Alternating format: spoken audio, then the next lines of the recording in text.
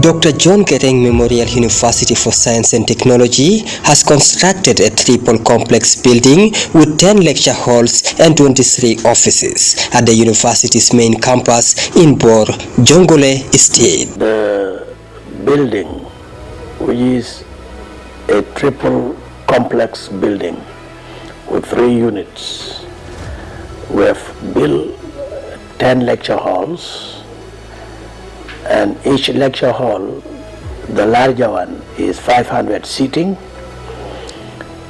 and 450 seating and 400 seating and 350 seating and 300 the smallest. We have made these lecture halls to be wider because we have built in the COVID-19 protocols, especially social distancing, so that the students, even the windows are so wide to understand that air and all these things flow sufficiently to the people.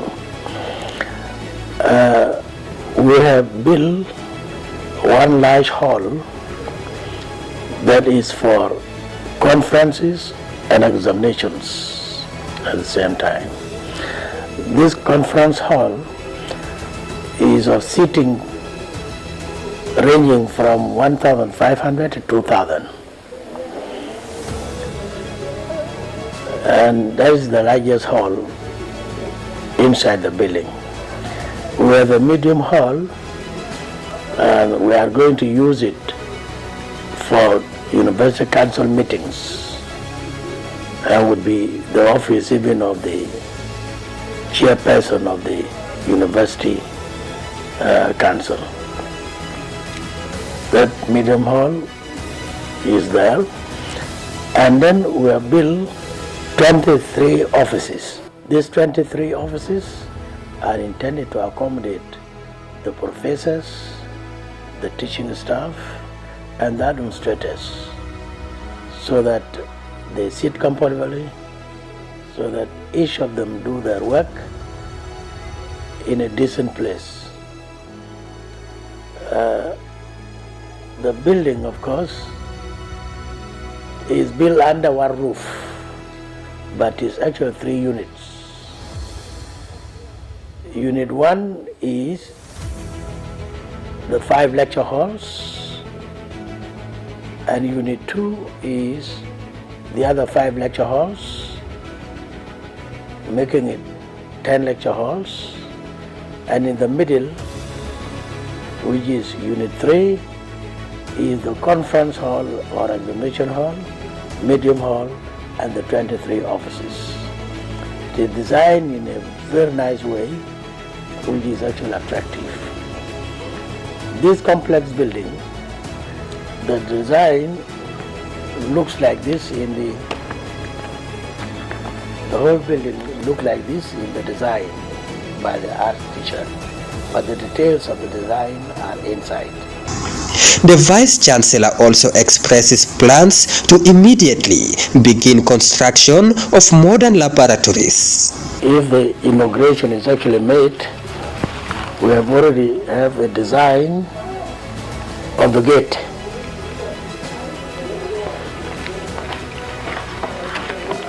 Definitely after the dry season, if you come again, the gate will be different. We would like it to look beautiful and so on. And immediately we'll actually start with the building of 4 laboratories. The computer laboratory, which is already, we have about 30 brand new desktop computers, all connected with a Savior. And we have biology lab and chemistry lab and physics lab. If you go to physics lab, you'll find that we have drones, and we have a staff already trained with the drones, and a telescope. All the modern laboratory equipment, we have them here. We don't even have a space for the furniture for these labs. And that's why we are going to build very standard laboratories to accommodate this and to facilitate proper training. As a University of Science and Technology, we would like to be exemplary to some extent. The plan to construct 10 lecture halls and 23 offices started in 2019. We started in 2019. When I came in 2019, I declared publicly in front of the staff, workers, the students, that we are going to build 10 lecture halls and 10 offices. 10 offices now, we have made them to be 23, depending on our situation. It was difficult to conceptualize by other people because there are many questions. How will it come? Where will you get the money? I said money is the human being. When the human resource is available, then the money will be there. It is the human being that made money. So finding money should not be our problem. And then I told them, all of us will build this university. Number one step is that there are people who do not come to work. They spend 3 months away, they spend even a year, and some they stay at home, when it is a day for salaries, they will come to receive. I said those people will be the funding sources for this building. How? I'll not dismiss them, but if he stay away for 3 months not coming to work, he has no salary for 3 months. If he come to work for 1 month, well and good. If he doesn't come, he comes only for 7 days, we will cut 23 days out of his salary. So that we'll use that money to buy bricks and we'll use it to buy iron sheets and the other building materials. In this way, we will actually build. And if everybody come to work, then I like that one.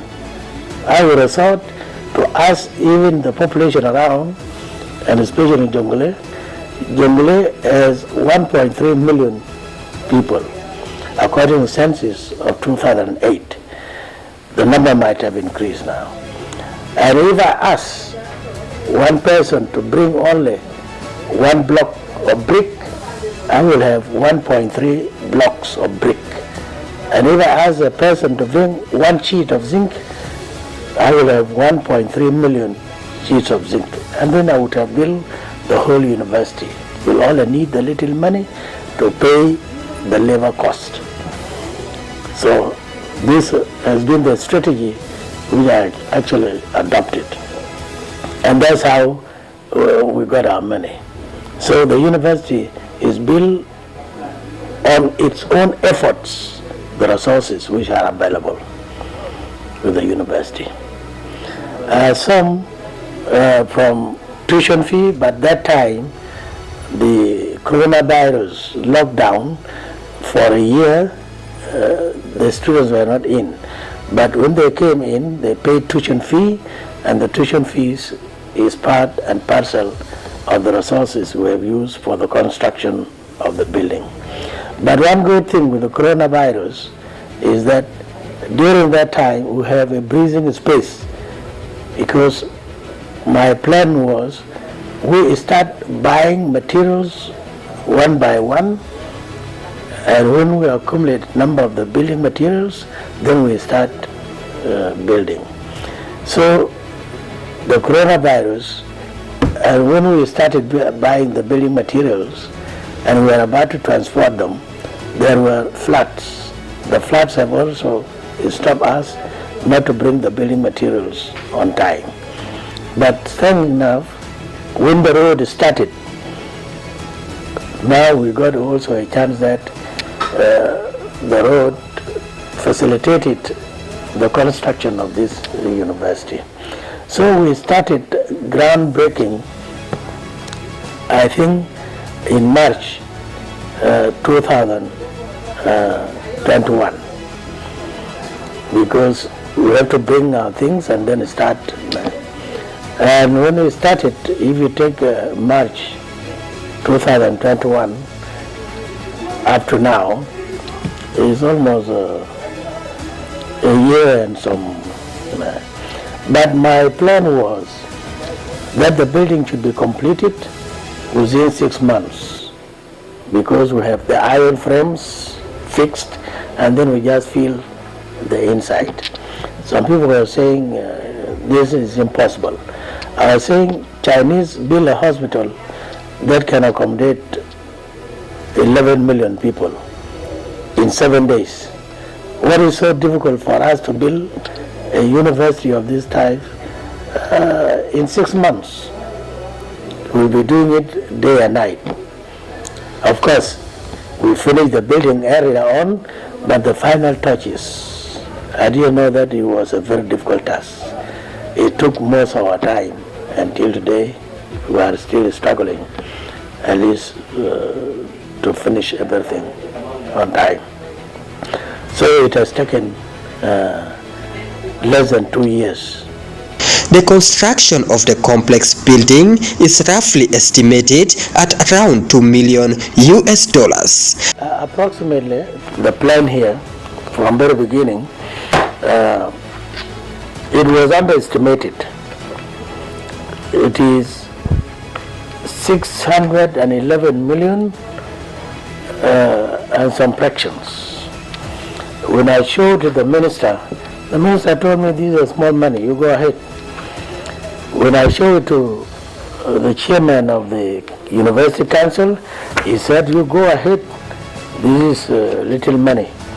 But when the transport came in for the materials from Juba, everything is coming from Juba, even including the sand. It is brought from Juba. The cost of transport alone exaggerated the cost of the building. Now approximately it may be roughly $2 million. I understand as that, because if you put in the tiles, the ceiling, and the most expensive things are the windows and doors, because there are about 146 windows and about 40 something doors. These were very expensive. Another expensive thing is the cement. When we started buying, the dollar was down a bit, and that's what made me to make a decision. Let us buy now and keep the material. After a short time, the dollar went up. When the dollar went up, the market went up in terms of building materials. And now it is coming down, it's stabilizing. At the time we were already finishing. And that's what has increased the amount of money. But as you see it now, other people, they can just imagine how much money it is. And people are asking me, where did you get money? I do say it is money of the university. Others went as far as saying, where was it? I said, that's not my business.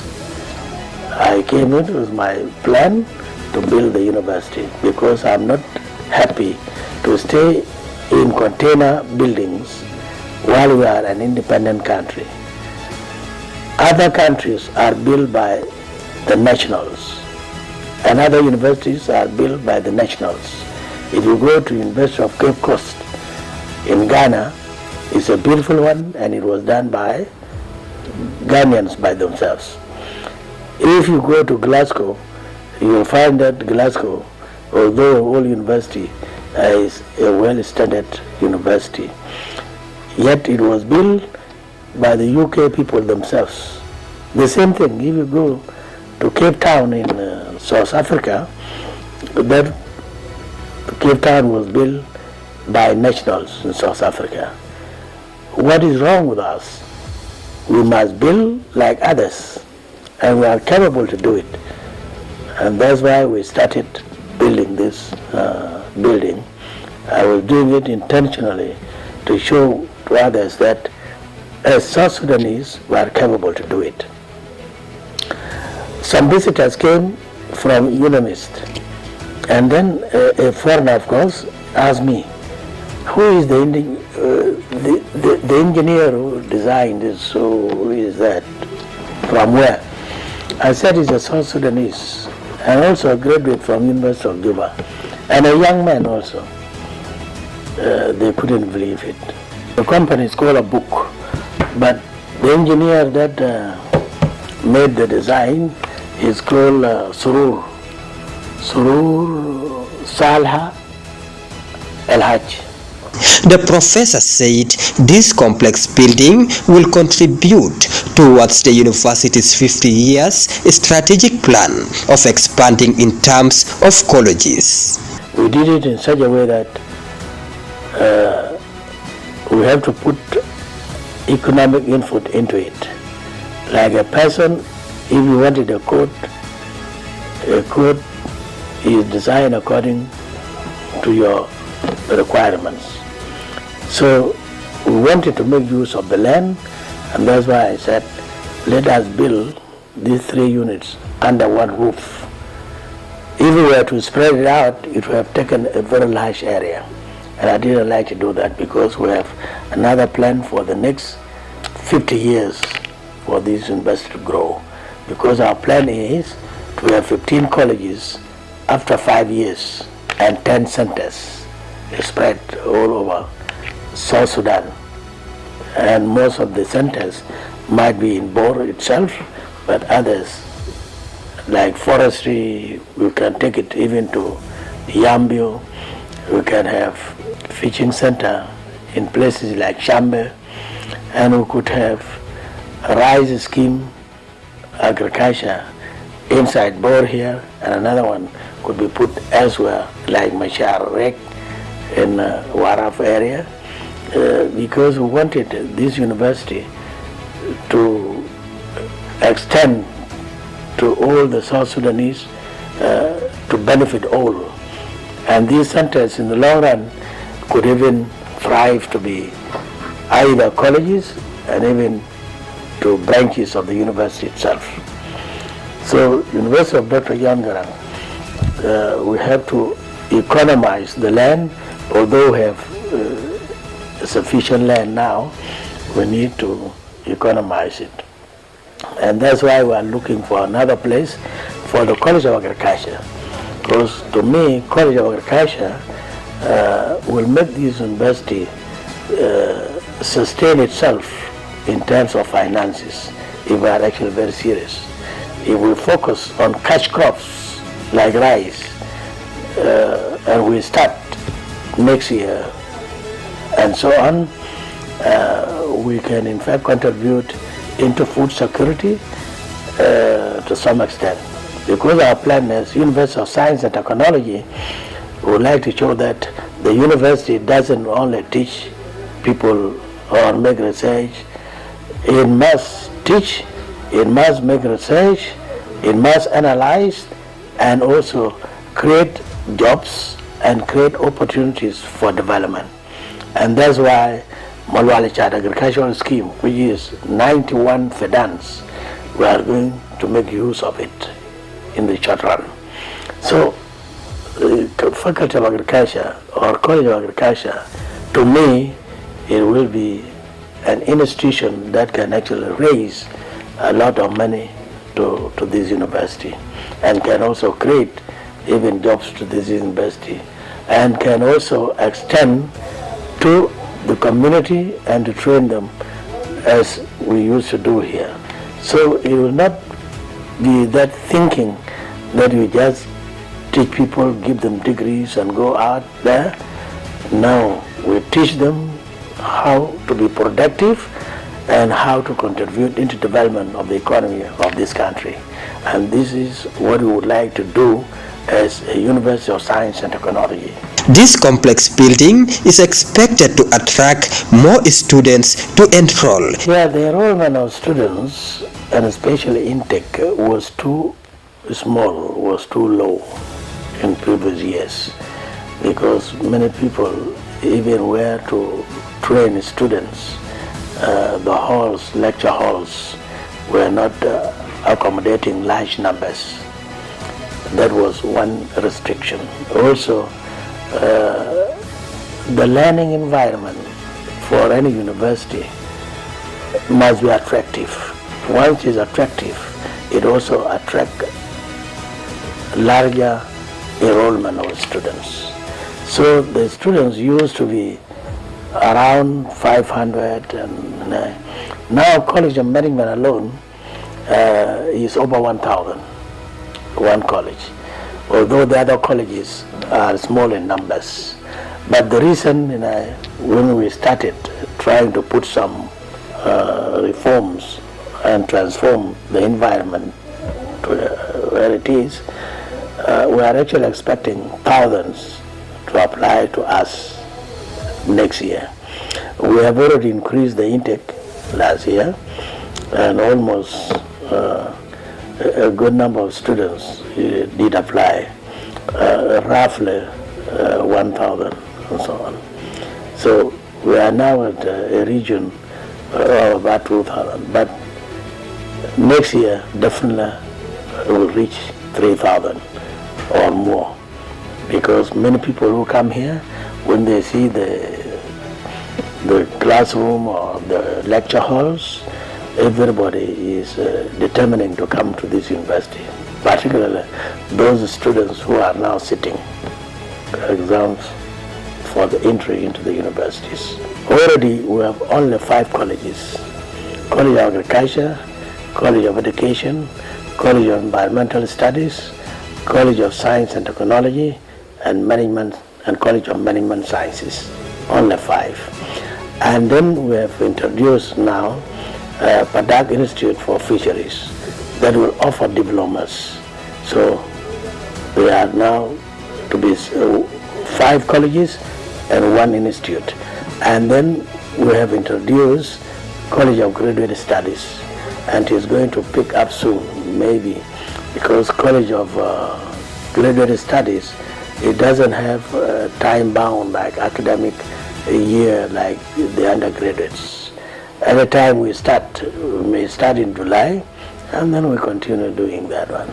So we are going to have College of Graduate Studies. So the university will actually expand in terms of the colleges, and we are bringing back College of Law, because College of Law was taken and there were no reasons. So we will actually have 6 colleges, including that one. And we are planning, and already we will review our curriculum. Definitely we are going to have a College of Economics and Social Studies, because these are social sciences, and as a science and technology, these colleges must also be there: physical sciences and social sciences. So definitely by next year we would have a region of 7 colleges to some extent. We need to expand that way, because if we see those who sit for school certificate getting into the university, their numbers are large, and these large numbers, only a small portion is admitted into the universities, and therefore many of them are left out. So that is a deprivation. We would like to give opportunity for every young man and every young girl for higher education in the country. So if we enhance the area of having more colleges, then we will have more students admitted, and would have in fact contributed into development of higher education to some extent. Higher education is very important. It is a key to development. Others think that is not a priority. Others think that is luxury.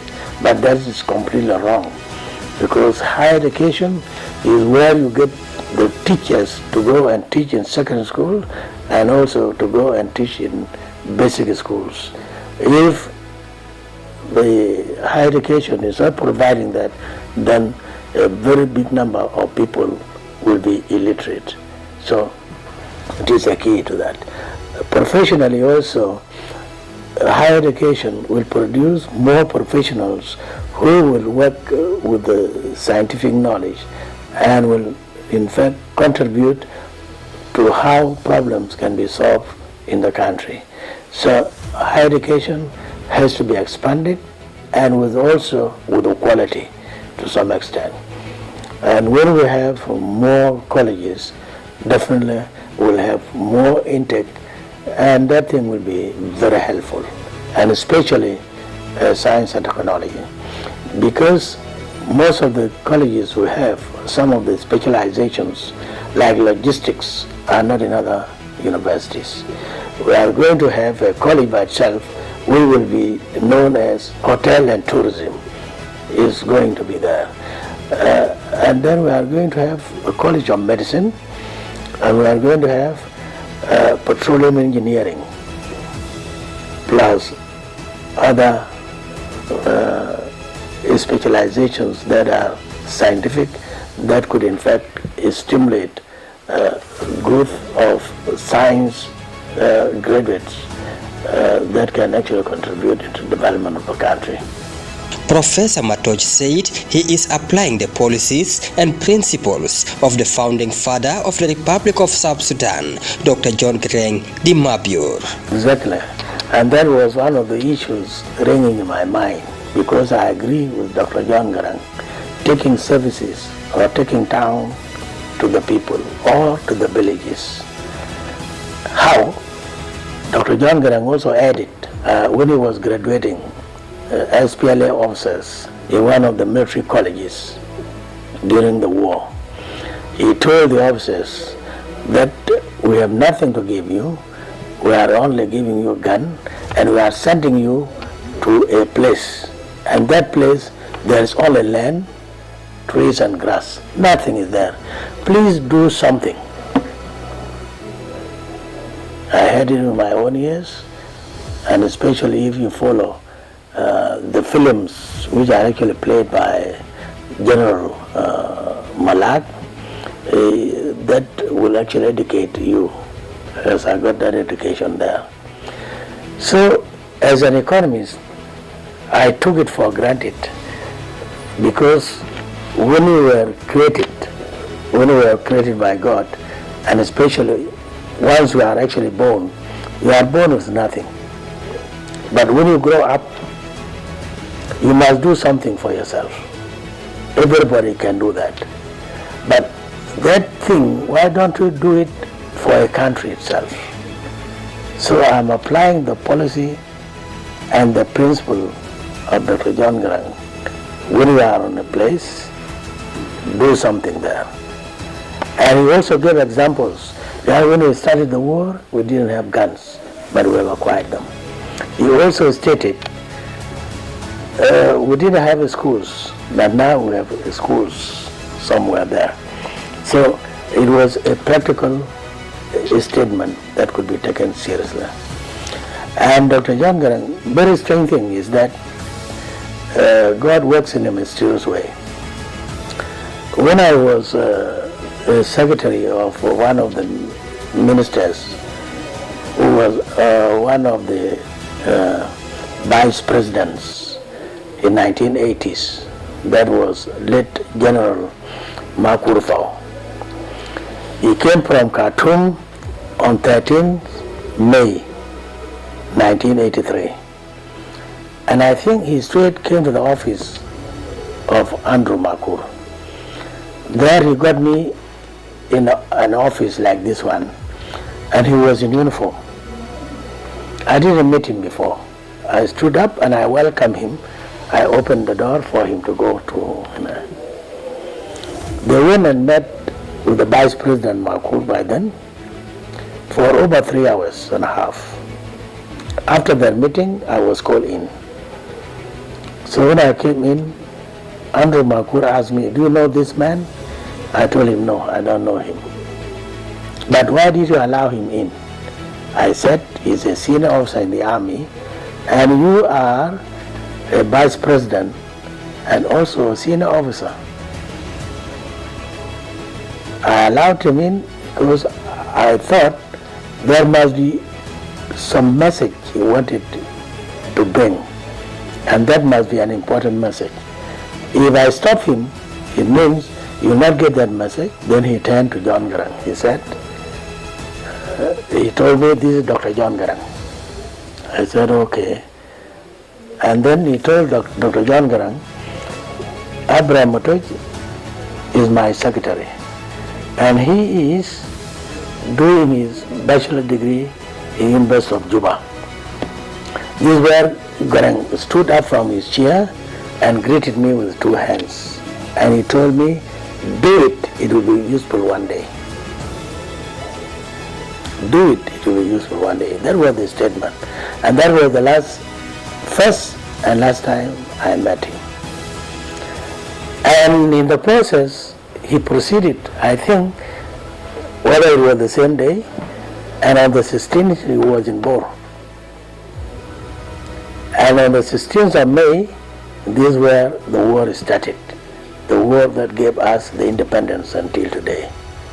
So I was asking myself, suppose I stop him not to enter, it means that I would have delayed the independence, or the independence would have not come. Because the information they were sharing, I was sure it was about the movement itself and the way to get out from Juba, because he was being wanted from Khartoum up to Juba. So I was asking myself that way. That's why I said God works in a mysterious way. And then suddenly, when he died, I was the one who was asked to present a paper on the crisis that led to death of Dr. John Garang in a symposium in Khartoum. It was Chanaraj who was asked to do it. Chanaraj said, no, let Dr. Abraham Motoj do it. So I presented a paper. And in that paper, which was published later on into a book, I even suggested a university in the name of Dr. John Garang. And although the name differs, I said a university of economics and social sciences should be named as Dr. John Garang and be established where his body was actually recovered. Because if the body was not recovered, it would not be good because we have to bury him honorably. That was all of the difference. So now the university was established and is established in Bor. And the name became slightly as science and technology. But mine was also social sciences, economics and social sciences. So these are coincidences. When I became a vice chancellor here, that's why I came and declared that we must build this university. The university with this name must be honorably done with the standards. Dr. Motoj said the construction of the complex building is to prove that South Sudanese can do it. What motivated me as an economist, I must show that we can do things. And what motivated me was that I had been appointed as a vice chancellor. And I asked myself, what will I do differently in this country to show to the nation that we can do things? That's my motivation. And I used my experience when I was a student in Rumbek Secondary School. I went and got a school in my village, Alwagluag, to have collapsed. And people in the Ministry of Education were elected to put up the school there. There were only 2 classes. And the schools by then, there must be 6 classes.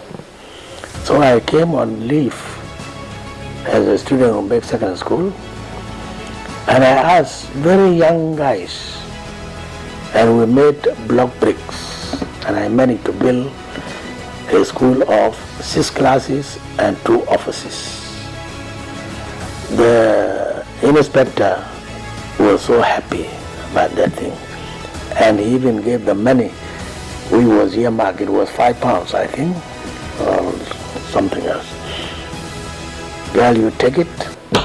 I said, okay, this now I'll use it for buying nails, and then I'll pay the technician, the builder, and then the women who carry water.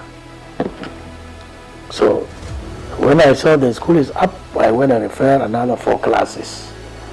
So that school, by the way, educated. When I went home, one of them is one of the, what they call Payam administrator.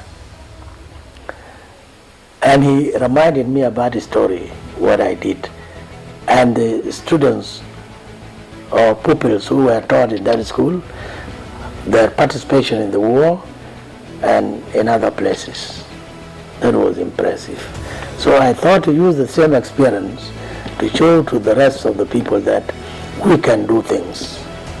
Because some people complain that I wanted to be appointed. When they are appointed, you don't see what has happened. People begin to think that government has not brought money, government has not brought money. But who are you? You are the government. And the government has entrusted you to do something. So when I was appointed with mandate. The minister, the former minister told me, we appointed you to go and change the face of that university. The face of that university in the academic phase and also the infrastructural phase of it. So it is a responsibility. I cannot just come and sit and wait for what the president will bring again. But the president has given me the mandate as a vice chancellor to do things. So that's why I did this one, to show to the rest of the people that when you are appointed, you must have a program that is contributing into the development of the country to some extent.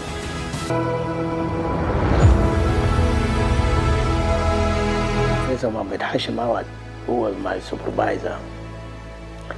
As a professor, he has a big office and he has a secretary. Now, in our universities here, there is no professor with an office and a secretary. I found the same in University of Bahar Ghazal, and I was unhappy with that. So I said, as a vice chancellor in this university, I must make changes. I must make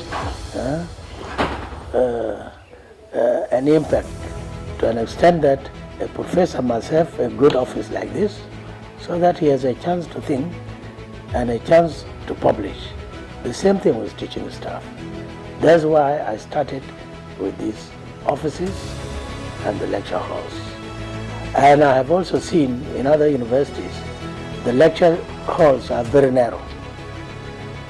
And some of the students can stand in the windows and all these things because of lack of space.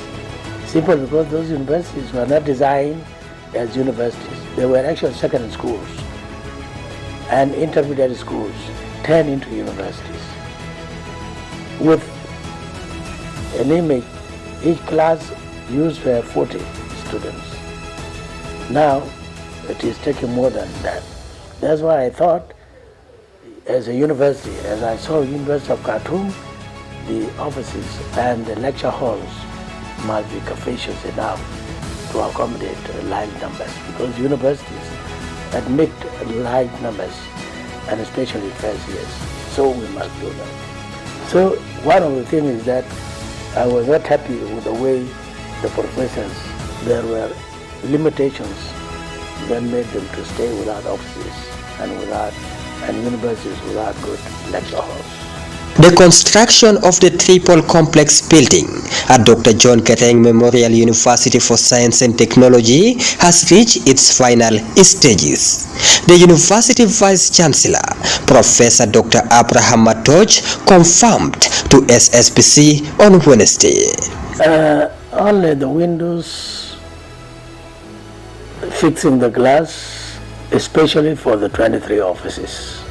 That's what is left. Otherwise, there is nothing. Electricity is fully installed. Marawi all are fixed. And then the landscape, just making it more presentable. Otherwise, there's nothing left. Inauguration of the building is expected on the 7th of July 2022 by the President of the Republic. We have scheduled the inauguration of the building to be on the 7th of July 2022. But the time can change. If the presidency say would like such a time, when they are ready. So once they are ready and they tell us the time, this is where we'll fix the date. The date we have fixed now is tentative, subject to changes at any time. So we are inviting the presidency to come for the inauguration, the Ministry of Higher Education with all the staff there, and the state governor with his deputy and the ministers here, and other dignitaries and other elders. The building is being supported by many people so far. Everybody is happy and would like to see it when it is inaugurated. So we'll involve everybody, we'll not leave out any of our friends.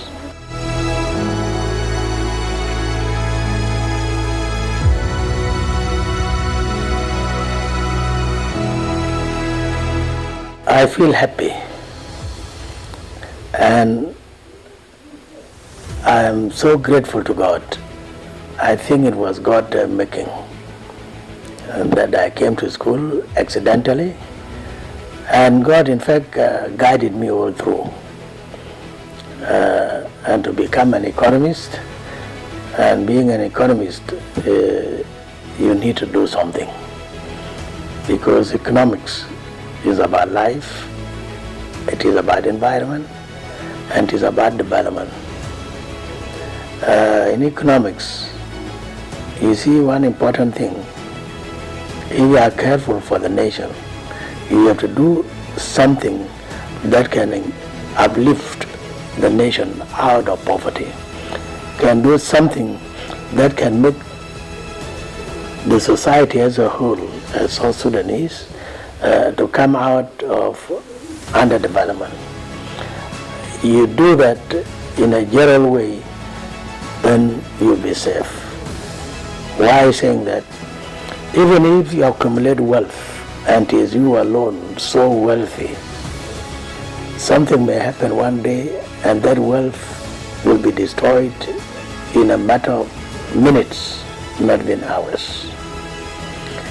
And also, if you become wealthy alone, it is also a problem, because many people will depend on you. But if you make everybody to be self-reliant, self-esteem, and at least to have something that each and every member of the society is happy, the social welfare is real and is balanced, then you will have a state that is free of problems, that is free of conflicts, that is free of underdevelopment. So the thinking of being an economist made me to think always, if I'm here, what will happen to the future? In the future, if we don't start doing something now, our children will not have comfortable homes. If they are not educated, they will not have comfortable schools. If we don't build universities, they will not have any comfortable life to some extent.